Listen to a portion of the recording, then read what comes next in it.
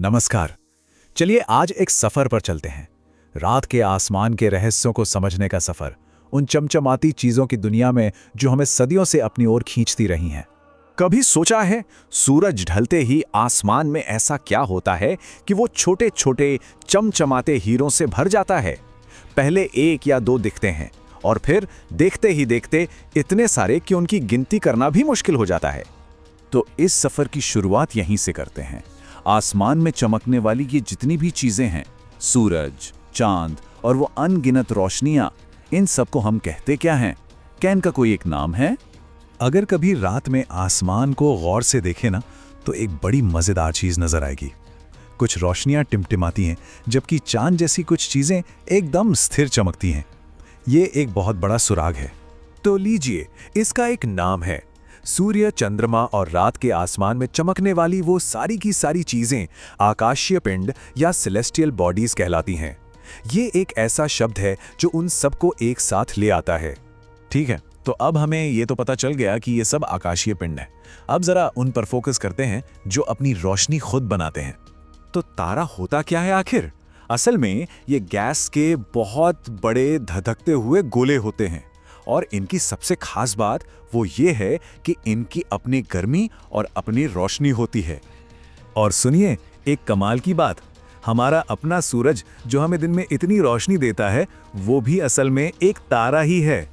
रात में जो बाकी तारे इतने छोटे छोटे दिखते हैं, वो इसलिए क्योंकि वो हमसे बहुत बहुत ही ज्यादा दूर हैं। हजारों सालों से इंसान आसमान को देखकर, इन तारों को जोड़कर कुछ जानी पहचानी शक्लें बनाता आया है। तारों के इन ग्रुप्स को नक्षत्र या कॉन्स्टलेशंस कहते हैं। सप्तऋषि का नाम तो जरूर सुना होगा। और तो और पुराने जमाने में नाविक और यात्री दिशा खोजने के लिए ध्रुव तारे का इस्तेमाल करते थे, क्योंकि वो हमेशा उत्तर दिशा में एक ही जगह पर रहता है। चलिए अब तारों से हटकर उन पिंडों की बात करते हैं जो अपनी रोशनी नहीं बनाते, बल्कि दूसरों की रोशनी को बस रिफ्लेक्ट करते हैं। अब हम अपने घर के थोड़ा और करीब आ रहे हैं। तो अब समझ में आया वो टिमटिमाने वाला फर्क। तारे इसलिए टिमटिमाते हैं क्योंकि उनकी अपनी रोशनी होती है, लेकिन ग्रह वो तो बस पास के किसी तारे की रोशनी को रिफ्लेक्ट करते हैं, इसलिए वो एकदम शांत स्थिर चमकते हैं। मतलब एक ग्रह या प्लैनेट की सीधी साधी परिभाषा ये है कि ये एक ऐसा आकाशीय पिंड है जिसकी अपनी कोई गर्मी या रोशनी नहीं होती।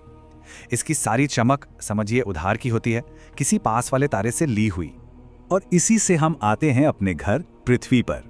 आखिर हमारी पृथ्वी इतनी खास क्यों है? भाई ये हमारे सौर मंडल में एक नायाब जगह है, क्योंकि यहाँ जिंदगी के लिए माहौल बिल्कुल परफेक्ट है। न तो ये बहुत गर्म है, न बहुत ठंडा, और यहाँ पानी और सांस लेने के लिए हवा भी है। अच्छा, कहानी यहीं खत्म नहीं होती। ग्रहों के भी अपने साथी होते हैं। एक उपग्रह या सैटेलाइट एक ऐसा आकाशीय पिंड है जो किसी ग्रह के चक्कर लगाता है।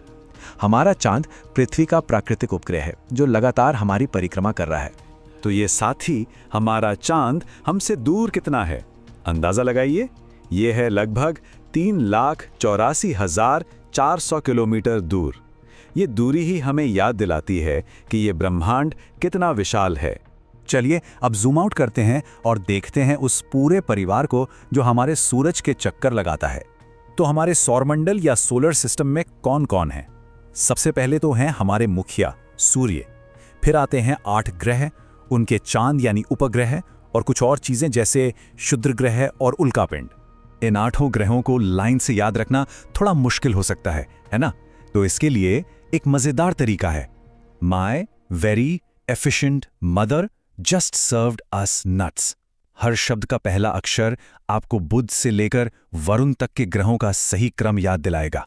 ग्रहों के अलावा भी हमारे सौरमंडल में कुछ और मेहमान रहते हैं, जैसे कि क्षुद्र ग्रह जो छोटे छोटे पिंड हैं और ज्यादातर मंगल और बृहस्पति के बीच घूमते रहते हैं, और उल्कापिंड जो चट्टान के और भी छोटे टुकड़े हैं। ऑलराइट, अब तैयार हो जाइए सबसे बड़े जूम आउट के लिए। देखते हैं कि हमारा पूरा का पूरा सौरमंडल इस बड़ी सी तस्वीर में कहाँ फिट होता है।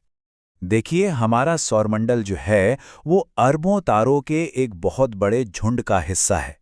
इस झुंड को कहते हैं आकाशगंगा या गैलेक्सी, और हमारी अपनी आकाशगंगा का नाम है मिल्की वे। और अगर हम इससे भी पीछे हटें तो तब हम पहुंचते हैं ब्रह्मांड यानी यूनिवर्स तक।